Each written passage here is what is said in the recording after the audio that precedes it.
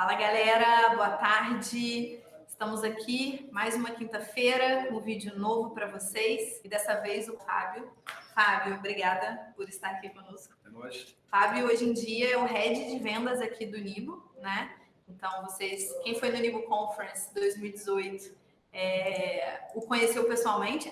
Grande parte da galera já te conhecia, mas enfim, é isso. E para lembrar vocês, o Fábio é ACO da Masterdoc, tá? Que hoje em dia é o Nibo Obrigações. Então, enfim, o Fábio tem bastante coisa, experiência nesse setor contábil. Todo dia eu converso com ele e aprendo um pouquinho. Então, tenho certeza que o Web Seminário vai trazer muita coisa legal para vocês. Galera, quem tiver aí, dá um like no vídeo, se inscrevam no nosso canal para vocês receberem todas as novidades e tudo que tem de bom aí. Toda quinta-feira, às 5 horas, a gente tem um vídeo novo. E é isso. Hoje, o Fábio vai falar para a gente sobre você que está tendo dificuldade na implantação de sistemas no seu escritório de contabilidade. Isso é falta de ter processos e método para fazer isso acontecer. E o Fábio vai contar tudo para a gente. Então, Fábio. Nós. Tamo Obrigado, junto. mais. E aí, pessoal, de novo aqui. É muito bom gerar esse conteúdo. A gente trabalha há muitos anos com isso, né, Mário? Sim. E aí sente a dor de vocês em diversos pontos e que esse conteúdo possa ajudar. É bom lembrar que a ideia é, inclusive, a gente, né, Mário, talvez trazer uma série sobre isso. Nesse momento aqui a gente vai fazer uma introdução, né, sobre o conceito, entender um pouco do porquê que os processos de implantação falham, como a gente pode fazer para ter processos ou projetos de implantação um pouco mais bem sucedidos. E mais à frente, de repente, a ideia é ter uma série, como eu falei agora, com conteúdos específicos, não é isso? É isso aí. Dizendo, cara, quando eu implemento uma ferramenta de processos, o que eu tenho que criar internamente de processos para que isso funcione? Vou pegar um software para controle de produtividade. Que processos eu tenho que criar para que isso funcione? Dentro daquele conceito, até que a gente soltou lá no e-mail, que para qualquer implementação de software, a gente entende que 30% é o software e 70% são os processos que eu preciso ter, criar ou modificar para que isso funcione. Então, nessa pegada que a gente vai tocar o conteúdo. Muito legal. É algo que os contadores já têm pedido, sempre que eu encontro um ou outro vem falar sobre essa dificuldade e não sabe muito o que fazer para ter mais sucesso. Então, tenho certeza que vai ser super rico para vocês. E, como o Fábio disse, a gente vai vir aí com conteúdos ainda mais aprofundados. Hoje a gente vai dar uma pincelada para vocês ficarem ainda mais curiosos. E em breve a gente solta novos vídeos com um conteúdo ainda mais robusto. E é isso. Galera, é isso. Fábio, tá na tua. Vamos que vamos. Então vamos lá. Deixa eu compartilhar aqui. Já tô... Só? Tem que compartilhar. Isso.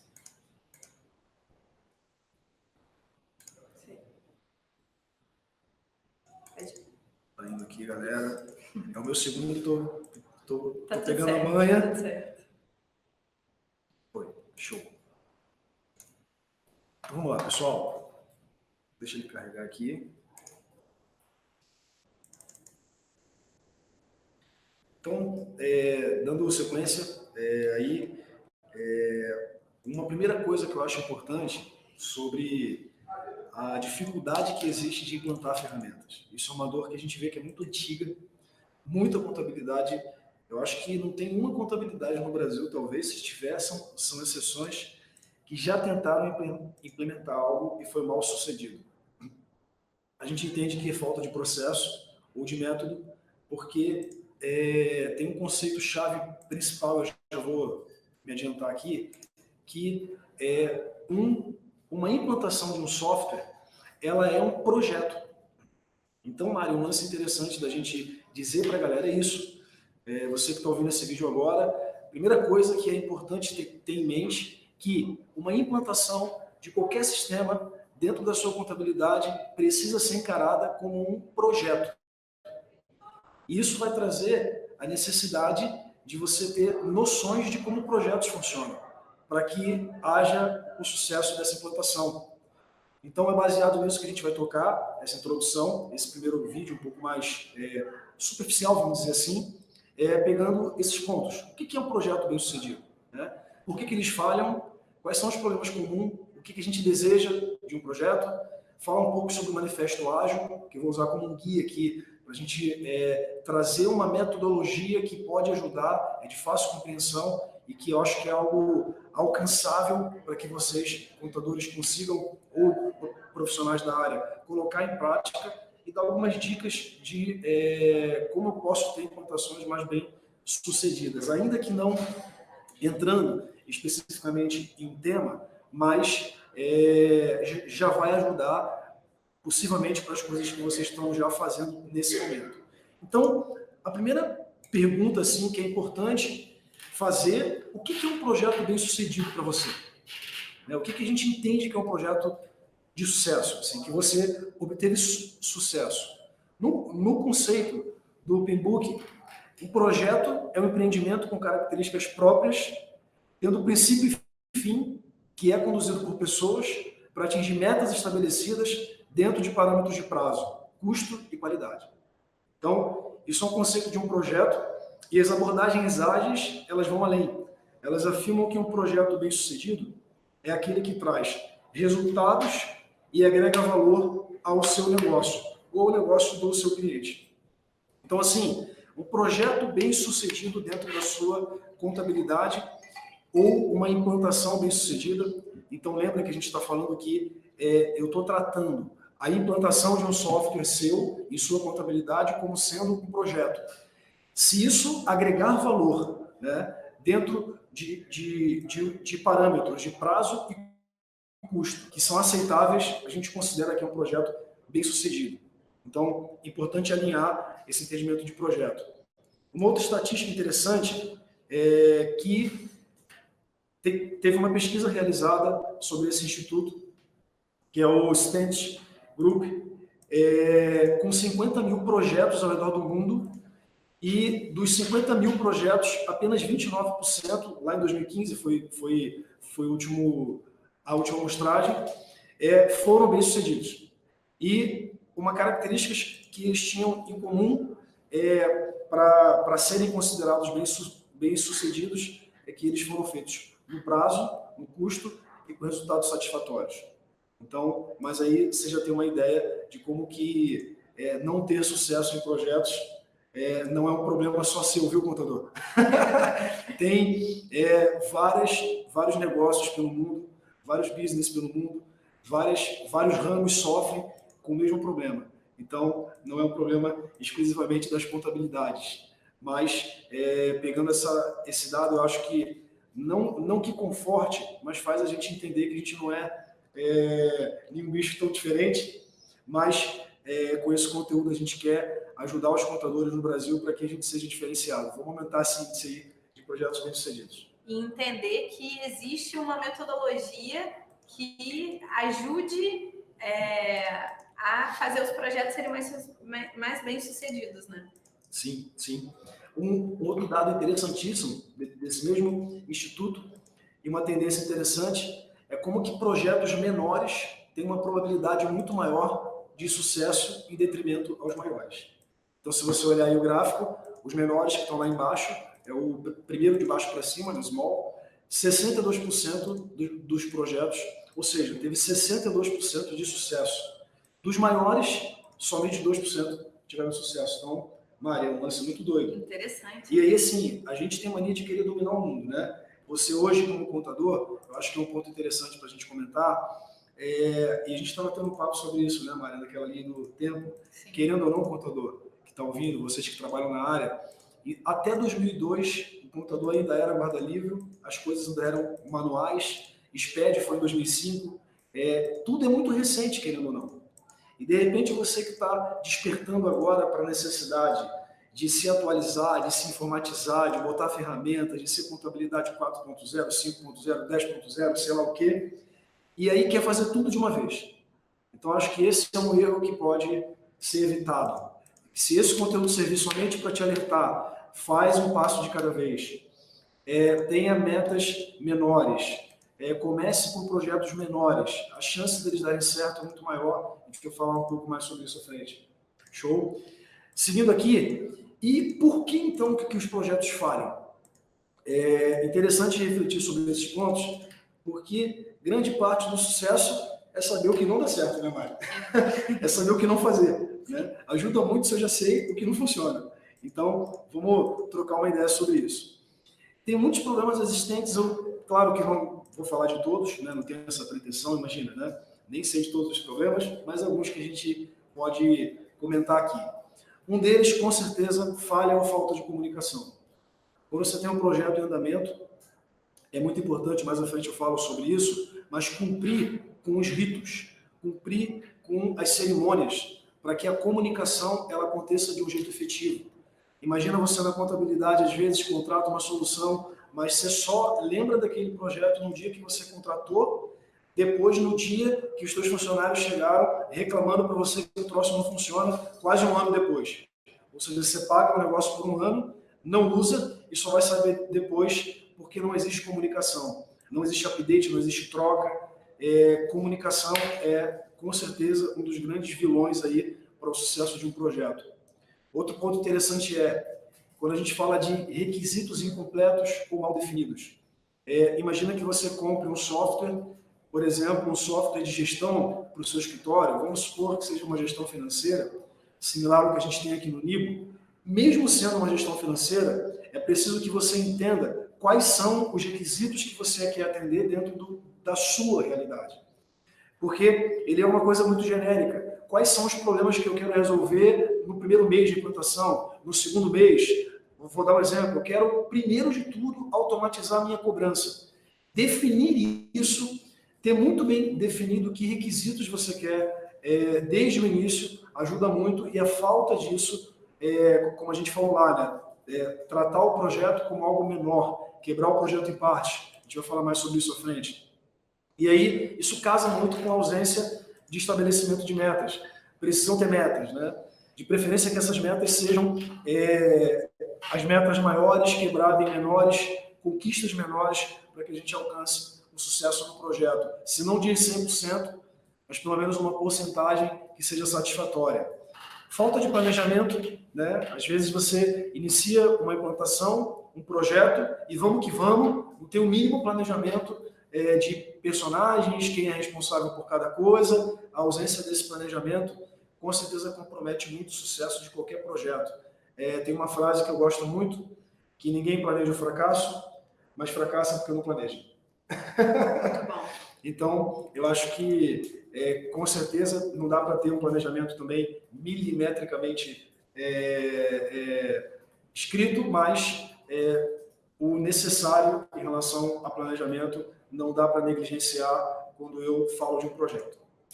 Outro ponto importante, falta de controle e monitoramento de um projeto. Quando eu falo de cerimônias, a gente vai falar um pouquinho sobre metodologia ágil de acompanhamento de projetos, mas uma das coisas importantíssimas são as cerimônias de acompanhamento, de monitoramento do que está sendo feito, né, Mari? A gente vive isso aqui a todo tempo. Preciso acompanhar com alguma frequência o que está sendo feito. Uma falta desse acompanhamento faz com que eu não acerte a trajetória e a coisa, de repente, vai para um lado que eu nem imaginava, e quando eu vou ver, eu tenho, ao invés de algo muito legal, o Frankenstein, que se tornou porque eu não monitorei que rumo tomou essa implantação ou esse projeto. Até porque, provavelmente, num projeto desse, você vai ter que envolver outras pessoas, não vai ser só você, contador. Então, é importante garantir que todo mundo está indo para o caminho que tem que ir, que está cumprindo os prazos, né, Fábio? Com certeza, Mari. E aí vai até ao encontro do próximo item, a falta de comprometimento ou de iniciativa dos membros da equipe ou do próprio contador. Né? Garantir que todos estão na mesma direção, que a Mari acabou de falar, é muito importante, e isso não exclui ninguém. Né? Mais alguns pontos, a ausência de visibilidade ou previsibilidade, ou seja, a gente fala muito de gestão à vista, né? Ter uma visibilidade do que está sendo feito. Já viu aqueles projetos obscuros? Você inicia um projeto, está na mão de uma pessoa e ninguém sabe em que pé que está, o que está acontecendo, para onde vai, de onde veio, por que veio. Sabe? Fica um negócio, assim, além de quase matar o coração, né? Imagina, sim, tem soluções que a gente compra que são caras, são grandes investimentos, né? Às vezes, você que está ouvindo, compra colocando a expectativa de mudança ou de renovação do seu escritório naquela aquisição que você fez. E, de repente, jogar na mão da pessoa e não ter nenhuma visibilidade do que está sendo feito, com certeza é algo que frustra, compromete e pode ser razão do insucesso desse projeto. Outro ponto, não menos importante, não ter sensação de progresso ou ter sensação de pouco progresso. É muito importante que tenha ao longo do processo, imagina que você entrou em um projeto, em uma implantação que na previsão sua vai levar 6 meses. Eu não posso ter a visão desse projeto só daqui a 6 meses. Isso é uma coisa que tem pessoas que trabalham assim, tem metodologias que funcionam assim, baseada numa entrega definitiva final, mas a gente quer defender aqui, trazer aqui para a reflexão de vocês que é muito mais vantajoso e pelas estatísticas que a gente viu se prova mais eficiente, mais eficaz na verdade, ter a sensação de progresso, ter entregas menores ao longo desses 6 meses se torna mais efetivo do que esperar uma entrega maior no final, que, como eu falei, às vezes pode ser a entrega de um Frankenstein. E outro ponto é feedback somente ao final do processo. Quando eu tenho feedback somente ao final do processo, eu estou falando mais ou menos da mesma coisa, mas a primeira ali, ou a penúltima, vamos dizer assim, se refere a entregas reais, a ter ganhos, a ter já parte do processo ou do projeto funcionando em partes menores. E a última é feedback. Então, essa é a diferença entre um problema e outro. Eu posso estar tendo feedback, mas não estar tendo essa sensação de progresso na prática. Show? Então, vamos lá. Bom, falamos dos problemas. Talvez você tenha se identificado com algum deles, talvez não. E o que a gente deseja de um projeto? Né? O que a gente espera de um projeto ou de uma implantação que a gente vai vir a fazer na nossa contabilidade? A gente espera implantar ou implementar projetos e softwares e soluções, enfim, de forma mais organizada, óbvio, né? De forma mais ágil, eficiente, usando melhor os recursos que a gente tem, tanto recursos humanos, quanto financeiros, quanto de tempo, quanto ser o mais ágil e eficiente possível. De forma mais planejada, né? Mais controlada, ou seja, que você consiga medir melhor o que está sendo feito. Ponto muito importante, com criatividade e inovação. É uma coisa, a gente vai falar sobre isso, não dá para tocar projeto, ou estar à frente, ou estar envolvido com coisas, porque você concorda que se você está implementando uma solução nova, um processo novo, é uma inovação que você está trazendo para o seu escritório. E que precisa ter criatividade, inovação para lidar com isso. Outra coisa, sabendo exatamente aonde você quer chegar, isso é um ponto muito importante, sabendo o que e como fazer para alcançar os seus objetivos. Né? Então, é isso que a gente quer nessas implantações. Pegando agora, dando uma referência para vocês em relação ao Manifesto Ágil. Né? Eu estou defendendo aqui, trazendo a reflexão das metodologias ágeis de gerenciamento de projetos. Isso nasceu lá em 2001 com esse cara aí, com Kent, e outros 16 desenvolvedores e consultores de software. Isso foi conhecido como Aliança Ágil, e assinaram o Manifesto para o Desenvolvimento de Software Ágil. E eles declararam que estamos descobrindo maneiras melhores de desenvolver software, fazendo-os nós mesmos e ajudando outros a fazê-lo. Então, desenvolvimento de software é algo muito complexo. Essencialmente, as metodologias mais tradicionais, né, elas seguem uma linha muito mais burocrática de N documentações, de levantamento de requisito, projeto de software, etc, etc, etc, para depois partir para desenvolver, para no final, então, algo que, pelo que a gente entende, pelo que as estatísticas têm mostrado, com base no que a gente falou, as metodologias ágeis vieram para ficar. Hoje, dentro, por exemplo, de qualquer startup, você não vai encontrar nenhuma startup desenvolvendo software usando metodologia tradicional. Todas elas vão seguir metodologias mais ágeis, incrementos, projetos menores, sendo implementados com mais agilidade. A gente entende que o ágil, o lean, ele é mais eficiente para quem deseja escalabilidade, para quem deseja ter processos, projetos mais escaláveis. Então, fica a reflexão. Eu fiquei devendo aqui a literatura, depois a gente pode soltar depois com o link, manda, né? E botar aqui as referências do link do manifesto, etc. Mas sabe como é, pessoal? Ser ágil tem seus problemas também, né? Vamos lá. Por meio desse manifesto, isso traz uma reflexão, talvez seja um dos pontos mais importantes que a gente vai falar aqui agora, nesse momento, pontos que a gente passa a valorizar com base nisso. Primeiro ponto ali, que indivíduos e interações mais do que processos e ferramentas. Ou seja, a gente até então vem numa linha de imaginar que o método, a metodologia, o processo, a ferramenta e uma supervalorização nisso. E eu vou dizer para vocês aqui, depois o Gabiru vai me dar uns cascudos, mas o mais importante que a gente tem no Nibo não são nossas ferramentas. Ferramenta por ferramenta, não tem nenhuma que vai resolver seus problemas como mágica. Embora a gente ouça que nossos produtos são mágicos, que emocionam e tal, mas as ferramentas do Nibo, na prática, não são tão melhores do que outras que podem existir ou que já existem no mercado, necessariamente o software por si só. Mas os indivíduos e interações por detrás das ferramentas é que fazem toda a diferença. A forma com a qual as pessoas que trabalham dentro, eu posso dar um exemplo, eu posso falar de mim mesmo, né? Então eu vou falar da gente mesmo. As pessoas que trabalham por detrás, a forma que elas conduzem, a forma que elas interagem, isso faz muito mais diferença do que o produto, fisicamente falando, que a gente está entregando na ponta. Então isso é uma reflexão importante que o Manifesto Ágil traz para a gente. Um outro ponto muito importante, software em funcionamento mais do que documentação abrangente. Tem gente que quando pensa em implementar processo na sua contabilidade ou em qualquer outro tipo de negócio, mas aqui a gente fala para você, contador, pensa logo em escrever um manual de 957.000,5 páginas, detalhado item a item, e algo extremamente burocrático para implementar um processo.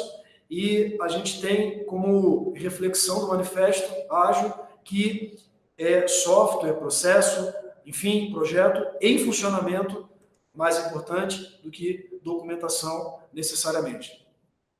Outro ponto muito importante, colaboração com o cliente mais do que negociação de contratos. Isso é algo que para você, contador ou profissional que está ouvindo, se aplica da seguinte maneira. O software que você contrata, se você percebe que as questões negociais são mais prioritárias do que a colaboração para fazer você ser bem-sucedido, te ajudar nesse processo, se o lado direito é maior do que o esquerdo, eu diria que é um ponto de atenção para você pensar se essa solução é a melhor ou mais adequada para você e para o seu escritório. E por último, responder a mudanças mais do que seguir o plano. Tem gente que deve ficar arrepiado de ouvir isso, né? Nossa, mas eu tenho um plano perfeito, preciso seguir o meu plano, e a gente investiu muito nesse planejamento, e a gente se apega a ele, dorme com ele, acorda com ele, ele vira o nosso filho querido, e de repente vem alguém sugerindo algo para mudar tudo, mas meu Deus do céu, e a gente aprende que abrir mão, responder rápido a mudanças é mais importante do que estar apegado a um plano. Isso ali embaixo, mesmo havendo valor nos itens à direita, a gente valoriza mais os itens da esquerda. Os itens que estão em azul fica como reflexão para você nos seus projetos, processos, coisas que você tem feito. Ok? Vamos seguir lá. Então, assim, a gente conceituou que qualquer implantação, processo, novidades, inovações que você queira trazer para o seu escritório precisam ser consideradas, vistas como projetos. E aí a gente trouxe uma reflexão sobre o Manifesto Ágil e como que, na prática, ele pode se aplicar à nossa realidade. Como a gente falou aqui no início, né, Mari? A ideia é fazer essa provocação e a gente, mais à frente, soltar materiais, conteúdos, fazer uma série, talvez, entrando em cada tipo de projeto ou de implantação que eu vou fazer na contabilidade, como eu desenho esses processos, como eu vou aplicar isso dentro desse software ou implementação específica. Aqui eu vou trazer algumas dicas, nesse momento, que podem se aplicar a qualquer projeto. Então, não é um tema específico, não é para um tipo de implementação em específico, mas são algumas decisões de projeto que podem fazer muita diferença no seu dia a dia. Show? Vamos lá. Primeira delas, tenha um dono do projeto, que a gente chama de champion. Para cada projeto de implementação ou melhoria no seu escritório, tem que ter um champion. O que é esse cara? A gente sabe que você, contador, é um cara extremamente desocupado, que não faz nada, que, cara, dorme tranquilo, acorda tranquilo, não tem cliente enchendo o saco, não tem nada o que fazer. E se você tocar um ou dois projetos, além de tudo que você já tem que fazer no seu escritório, você vai conseguir dar conta disso tranquilo, né, Marco? Vai, porra, super tranquilo, vai ter tempo. Hashtag só que não. Né? Cara, a sua vida é um absurdo. A Receita Federal, os clientes, a demanda, tudo te consome. Se você inicia qualquer projeto ou implementação dentro do escritório sem ter um champion, um dono dessa bola, que esse cara de preferência tenha um perfil de liderança, que curta desafios, que abrace a causa desse projeto que você deu. Aqui no Nibo, por exemplo, a gente pode falar, né, Mari? Cada um de cada área, um dos critérios de promoção aqui no Nibo é a pessoa implementar algum projeto de melhoria na sua área. É isso aí. Né? Então, cara, a gente, sei lá, tem um projeto na área comercial, lá que eu sou head, que a gente precisa otimizar o tempo das nossas reuniões. Se tiver alguém lá que assume, se a gente quiser tocar esse projeto, alguém da área, qualquer vendedor, pré-vendedor, pode assumir esse projeto, mas vai ser o champion desse projeto.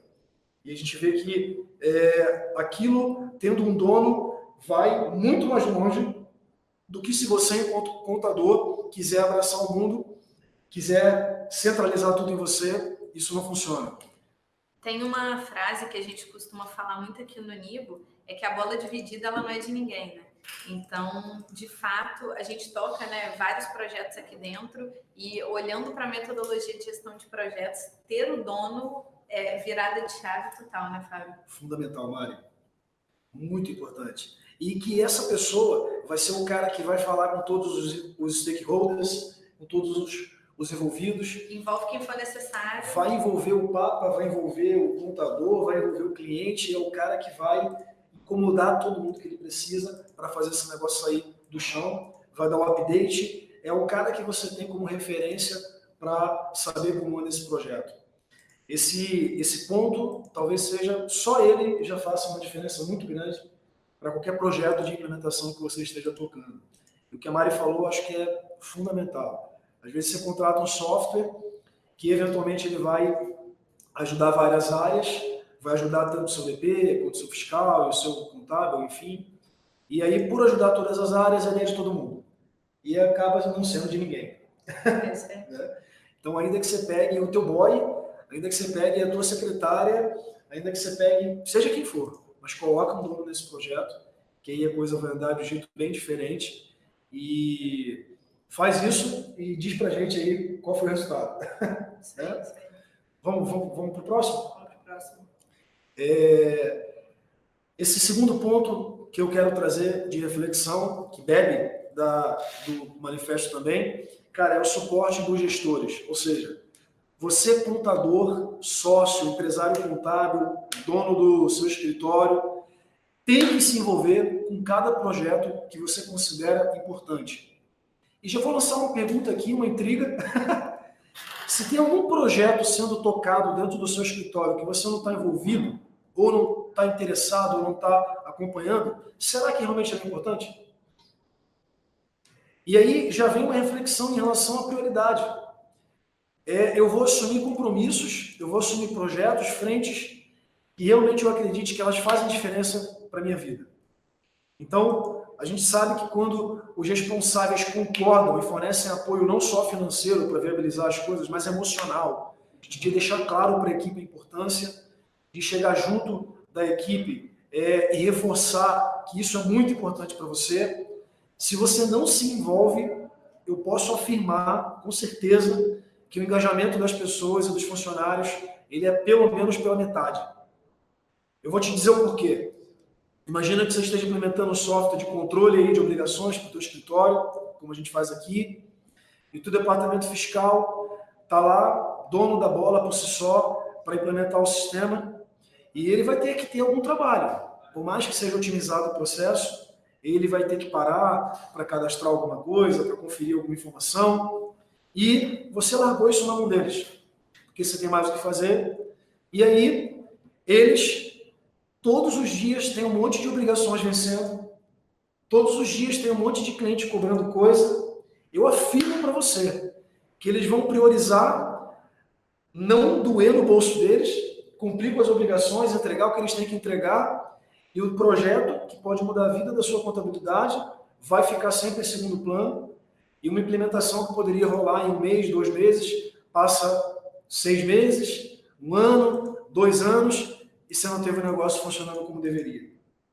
Ao passo que se você estivesse ali, dizendo para eles e reforçando, envolvido, cobrando a importância desse projeto para vocês, com certeza o engajamento da sua equipe faz toda a diferença, e cuidar do emocional, cuidar do alinhamento das expectativas, cuidar que eles entendam realmente, na sua visão, que é o dono, que é quem direciona o porquê que aquilo é importante para a empresa, com certeza é fundamental.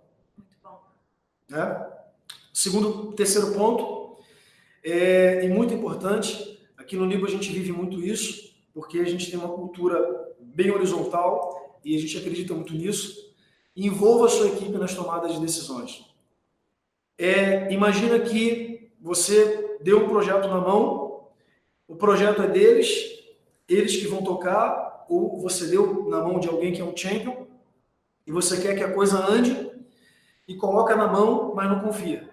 Coloca na mão, mas aí você vai e toma uma decisão que interfere no projeto que o teu funcionário está tocando. Decidir de cima para baixo, de maneira autoritária, vai significar perda de 50% do engajamento dessa pessoa. Porque quem está com a mão na massa é quem pode trazer os feedbacks mais valiosos, e além disso, como a gente escreveu ali, as decisões de cima para baixo podem, se não atrapalhar, gerar uma incompreensão que vai comprometer o sucesso desse projeto. O cara que está com a mão na massa, dando sangue por aquilo, se você mexe em algo que ele não concorda, você não pode impor, não é aconselhável impor, mas fazer ele entender o porquê. Porque, óbvio, às vezes tem decisões que precisam ser tomadas. E a gente tem falado até muito sobre isso aqui no Nibo, né, Mari? Eu posso não concordar, mas eu vou me comprometer, mas a pessoa que está dando sangue por aquilo, no mínimo, merece uma satisfação. No mínimo, merece um update seu do porquê que você está tomando aquela decisão, fazer com que ele entenda, e, com certeza, a causa de muitos fracassos é porque a direção lá em cima muda toda hora, e as pessoas que estão aqui embaixo ficam que nem barata tonta, não sabem para onde vão. E tem outra frase que eu gosto muito: nenhum vento é bom para quem não sabe para onde vai. Se de cima para baixo não está bem definido, não espere que a coisa vá ser bem sucedida no final. Então esse ponto para mim é um ponto fundamental. Seguindo então, não menos importante, definir pequenas entregas, ou dentro do Scrum, que é uma das metodologias ágeis, a gente fala muito sobre incrementos funcionais. Ou seja, imagina que eu tenha um projeto que ele vai levar 6 meses, como eu já falei aqui, mas ao longo dos 6 meses eu preciso ter incrementos funcionais desse projeto para não chegar no final dele e eu ver que ele lá no final é um Frankenstein que não é nada daquilo que eu esperava. Em muitos casos, a implementação de sistemas no escritório, ela vai interferir em diversas áreas. Então, a maioria dos sistemas ou softwares que você contrata vão ser usados por toda a contabilidade ou quase todos os departamentos. Então, é importante definir que desde do primeiro momento ele já agregue algum valor a algum processo que você tem demanda. Mesmo que a ferramenta não tenha sido 100% implantada, mas que no primeiro momento ela já traga algum benefício. E na segunda semana ou no segundo mês já traga mais um benefício. Se você olha e vê que aos poucos ela já está te beneficiando de alguma forma, isso te dá muito mais, não só motivação, mas a probabilidade dessa implementação ser bem sucedida é muito maior. Porque quando você vai implementar um software, são muitos processos em áreas que são interferidas. Eu vou dar um exemplo aqui de algo que, assim, faz muita diferença. A gente está falando, talvez você esteja pensando aí, né? Caraca, beleza, mas né, sei nem por onde começar. Eu adoro essa menininha. Dá vontade de apertar, né? Eu nunca me senti assim, Mara. Nunca fiquei assim com você. Jamais. Só que não, né? Só que não. Hashtag só que não. Mas se você está sentindo assim, eu vou dar um exemplo na prática. A ideia não é a gente aprofundar. A gente trouxe essas dicas que elas eu acho que perfeitamente se aplicam genericamente, né, Mário? Ou seja, perfeitamente, genericamente, muito, né? Elas se aplicam a vários projetos e não falam de um em específico. É isso que eu quis dizer. Né? Aplicando isso na prática, eu trouxe aqui um exemplo, tá, galera? Isso é só um exemplo e a ideia é que vocês tenham uma ideia de coisas que a gente vai fazer em seguida com essa série de conteúdos aí. Imagina que eu esteja implementando um GED. Para quem não sabe o que é gestão eletrônica de documentos. Né? Por que gestão eletrônica? A gente sabe que uma grande demanda da contabilidade é gerir os documentos que entram e saem. Então, o contador é um gerador, né, de informações e documentos para a receita, para os clientes, enfim. Né? Então, contabilidades maiores vão ter, Mário, um departamento de expedição, porque a troca de documentos é gigante. E é fato que muitas coisas são feitas manualmente ainda. Eu tenho trâmites, por exemplo, com órgãos, entrada em junta, banco, cartório, Receita Federal, coisas que não tem jeito, são feitas manualmente. E eu preciso ter um departamento ali onde eu faça a gestão desses documentos. E o problema é que, por exemplo, as contabilidades menores têm um volume gigantesco, mas não veem que tem a necessidade de ter alguém, ou ter um processo para isso, ou ter um departamento de expedição, ainda que seja uma contabilidade pequena. E a gente sabe que grande parte dos documentos hoje são trocados online, via e-mail ou via uma ferramenta de GED, que é o exemplo que a gente está trazendo. Então, o ponto já fica uma dica.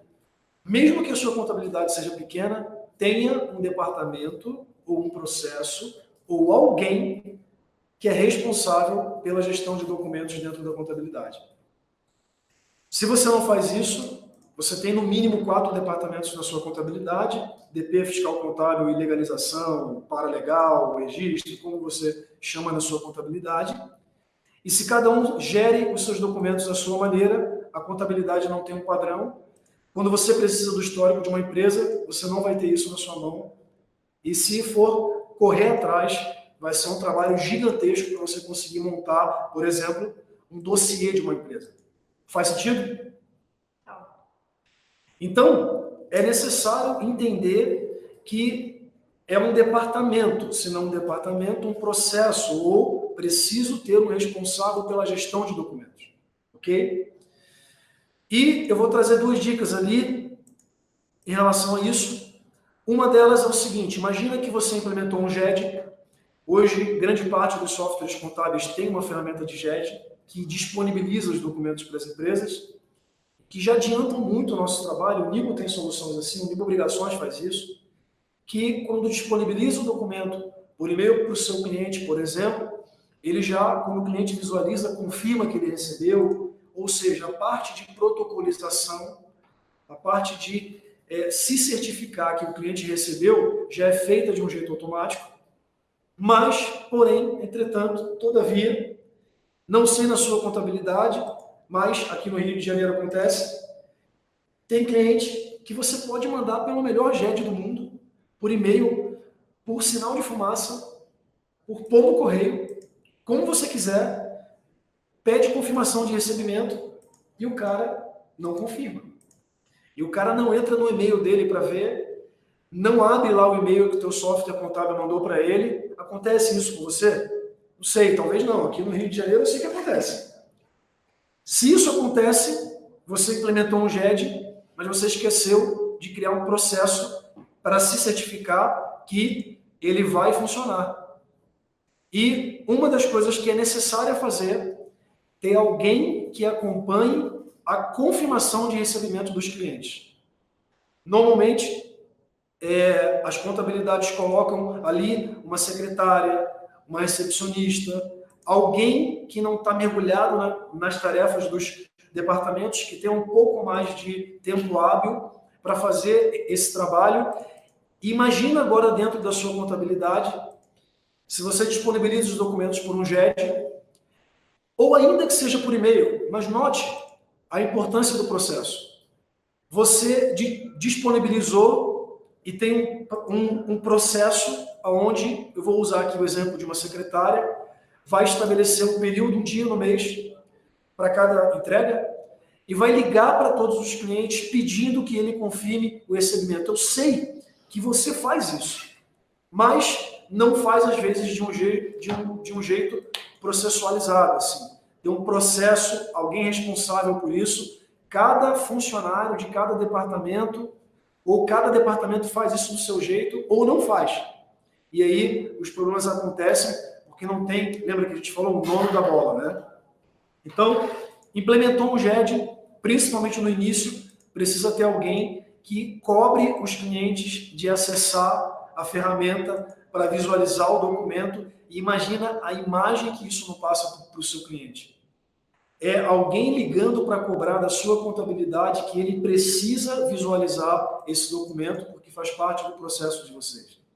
Então, a gente entende que isso é fundamental para garantir o sucesso de qualquer implementação de GED. Porque, uma simples razão, Mari, os clientes não são aculturados. Né? Se na contabilidade a gente já tem dificuldade, imagina nas empresas. Né? Faz sentido, galera? Depois a gente tem os comentários aí no vídeo. Isso aí. Se tiverem dúvidas, perguntas, galera, pode ir colocando aí no vídeo, que a gente vai responder depois. Show. Caminhando para o fim, um outro exemplo muito importante. Imagina que você implementou um GED que seus funcionários antes mandavam os documentos, por exemplo, por e-mail, mas agora você contratou um GED, investiu dinheiro, investiu tempo na implementação disso. Um exemplo de como você pode estabelecer um processo, seria quase uma SLA de processo que resolve isso. Caso o seu funcionário envie fora do sistema que é estabelecido, se gerar problema com esse documento, ele vai pagar essa multa. Se ele enviar pela ferramenta, ele não paga multa porque ele fez do jeito certo. E você tem como medir isso. Porque os GEDs, as ferramentas, vão ter uma rastreabilidade muito maior do que um envio por e-mail, que é muito difícil de você medir. Você prova que mandou, mas não prova que o teu cliente recebeu. Certo? Agora, dentro de um GED, você consegue fazer isso. Então, não tem processo se não tem padrão. Esse é um ponto muito chave. Então, só para ilustrar a importância na prática, agora aplicando a um tipo de implementação de um GED, por exemplo, são 2 pontos fundamentais para o sucesso de qualquer GED. Eu sei que tem muita gente que já pratica, mas você que não pratica, fica aí a dica. Então, a ideia foi trazer só um exemplo, pelo menos, para que você possa entender para que direção a gente vai e dê feedback para a gente, de repente, sugestão até de conteúdos, até de que, cara, a gente pode começar, né, Mari, por que tipo de software que tipo de implementação vocês gostariam que a gente começasse a falar. E, galera, é isso. Obrigadão. Vamos voltar aqui rapidinho. Pessoal, como o Fábio falou, seria muito legal que vocês colocassem aí no vídeo quais foram as dúvidas, o que vocês querem saber mais. Para a gente é super importante. A gente pede o Fábio depois para responder várias coisas aí que vocês quiserem, tá? Então, só lembrando, quem gostou do vídeo, dá um like no vídeo, se inscrevam no nosso canal, né? E lembrando que toda quinta-feira, 5 horas da tarde, a gente se encontra por aqui. E, como o Fábio disse, relembrando, ainda teremos mais vídeos sobre esse mesmo assunto, então vocês não podem perder de jeito nenhum, fiquem ligados que vem coisa por aí. Muito legal vocês darem sugestões, né, Mari? De temas, por onde a gente pode começar, dar um feedback no conteúdo, a gente produz isso para vocês, né? Eu estou muito feliz de estar participando disso. A Mari já é veterana aí dos webinars. Nada que isso. Valeu demais, galera. Estou à disposição de vocês. Abraço. Fábio, obrigada mais uma vez. Estamos juntos sempre. E ainda vem muita coisa boa por aí, então fiquem ligados, tá bom? Gente, então é isso. Bom restinho de semana para vocês. Até a próxima quinta. Beijos. Até mais.